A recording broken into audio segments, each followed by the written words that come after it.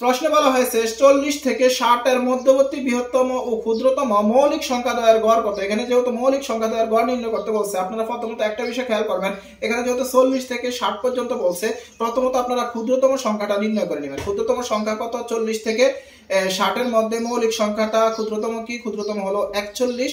এবার দেখেন বৃহত্তম সংখ্যা যদি আপনারা নির্ণয় করেন তাহলে 60 এর নিচে খেয়াল করবেন, 60 এর নিচে মৌলিক সংখ্যাটা কত আছে? 59 আছে। তাহলে এবার সূত্র অনুযায়ী আপনারা কি করবেন? সূত্র অনুযায়ী আপনারা এই দুইটাকে যোগ করে দিবেন, 2 দিয়ে ভাগ করে দিবেন, ফলাফল চলে আসবে। তাহলে 41 যোগ 59, এই দুইটাকে যোগ করেন, 2 দিয়ে ভাগ করে দেন, দুইটাকে যোগ করলে হয় কত? 110। 2 দিয়ে ভাগ করে দেন, কাটাকাটি করেন, 55 ফলাফল আসবে।